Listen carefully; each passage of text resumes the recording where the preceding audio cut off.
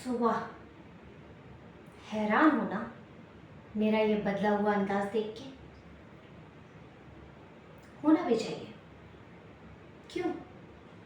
सच में चौंक गए हो ना पूरे। हम्म, हाँ, वैसे इसमें कुछ बुराई भी नहीं है।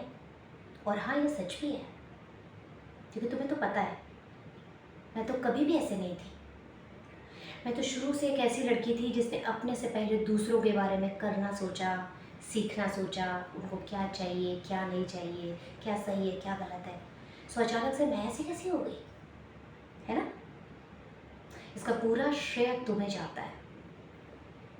कहते हैं ना, जैसा व्यवहार होता है वैसे ही इंसान दूसरों के साथ भी व्यवहार करता है। आज तुम मुझ पर बहुत ज़्यादा प्यार दिखा रहे हो, ठीक है, हो सकता है सच हो, लेकिन उस वक्त तुम्हारा प्यार कहाँ चला गया था? जिस वक्त मैं तुम्हारे आगे भीख मांग रही थी, गिड़गिड़ा रही थी, दुहाइयाँ मांग रही थी, उस वक्त तो तुमने मेरे बारे में एक बार भी नहीं सोचा। मुझे तो बस तुमने एक बोझ समझा। कहते ना, एक ज़बरदस्ती का फेंका हुआ बोझ जिसको तुम अपने कंधों पे ढोते ढोते बोझ से हो गए थे। क्या हुआ? मैं गलत तो नहीं कह रही ना? इसीलिए तुम मुझसे पीछे छुड़ा के भाग गए थे। भूली नहीं हूँ मैं वो सब कुछ, क्योंकि मैंने तुमसे चाहा ही क्या था? सिर्फ तुम्हारे और अपने बीच के वो 5 मिनट जिसमें मैं तुमसे कुछ कहना चाहती थी, तुम्हें सुनना चाहती थी। लेकिन तुमने मुझे वो 5 मिनट तक नहीं दिए और तुम निकल गए वहाँ से। उस वक्त तुमने एक बार भी नहीं सोचा कि तुम्हारे वहाँ से यूं चले जाने के बाद मेरा क्या होगा, मैं कैसे जीऊँगी, मुझे अगर कुछ हो गया तो क्या होगा। और कहीं ना कहीं ये बातें सारी मेरे भी जहन में चल रही थी। उस वक्त तो बस तूफान सा टूट गया था मुझ पे। मैं समझ भी नहीं पाई थी कि इस पल के बाद अगला पल कैसा होगा।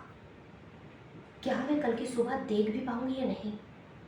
क्या मैं फिर से उठ खड़ी हो पाऊंगी कि नहीं? क्या मैं लाइफ में कुछ कर पाऊंगी या नहीं? तुम्हें अंदाज़ा तक नहीं है कि तुम्हारे जाने के बाद मुझसे पानी का एक घूंट भी पीना दुश्वार हो गया था। मैंने कैसे कैसे ये समय निकाला, खुद को स्ट्रॉन्ग किया, फिर से स्टैंड हुई। ये सब कुछ इतना आसान नहीं था। इसमें सकारात्मकता की बहुत ज़्यादा ज़रूरत थी, जो कि हमेशा से मेरे पास थी, लेकिन शायद उन घड़ियों में नहीं थी जिस वक्त तुम नहीं थे मेरे साथ। उन घड़ियों में मैं कमज़ोर सी पड़ गई थी, क्योंकि मुझे कहीं ना कहीं एहसास था कि उन कमज़ोर घड़ियों में भी अगर मैं तुम्हें आवाज़ दूंगी तो तुम मुझसे एक बात सुनोगे ज़रूर।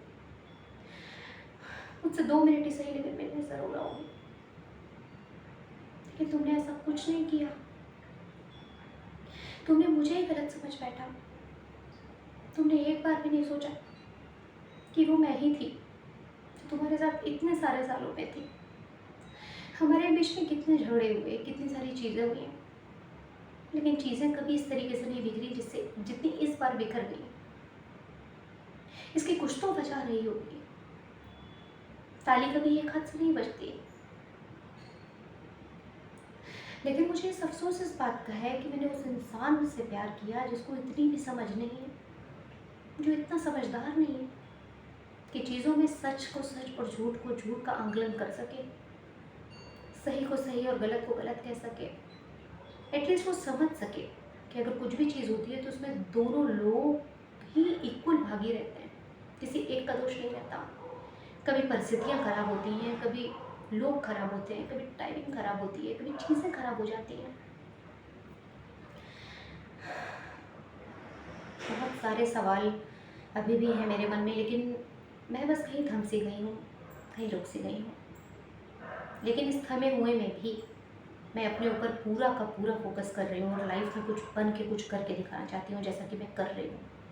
और मैं अपने आप से बहुत ज़्यादा खुश हूँ, क्योंकि मेरे अंदर इतनी ऊर्जा है, मेरे अंदर आज भी इतनी सकारात्मकता है कि मैं अगर एक बंजर ज़मीन में भी पैर मारूं तो वहाँ से पानी निकल आएगा। और इन सारी ऊर्जा के पीछे वो जो बैठे हैं ना, मेरे केदारनाथ, मेरे महाकाल, मेरी शिव शक्ति, मेरे भोलेनाथ, अगर ये नहीं होते तो मैं होती ही नहीं, कब की ख़त्म हो गई थी मैं तो। उन्हीं का ही सहारा है। बाकी तो जो वो चाहते हैं वही होता है। लेकिन हाँ, मैं अपनी लाइफ में हमेशा आगे ही बढ़ूँगी। अब कुछ करके और अच्छा दिखाना है, अपने लिए, खुद के लिए। और जब इंसान खुद के लिए करता है तो दुनिया अपने आप देखती है, और सच क्या है गलत क्या है वो भी दुनिया देखती है। बट कुछ लोग होते हैं जो एडमिट नहीं करते। बट मुझे कोई अब फ़र्क नहीं पड़ता, क्योंकि जो सच है वो सच ही रहता है। उसको कभी भी कोई बदल नहीं सकता, कोई नकार नहीं सकता, भले ही वो अपनाए या ना अपनाए, मुझे कोई फ़र्क नहीं पड़ता। चलती हूँ मैं। हर हर महादेव, जय श्री महाकाल।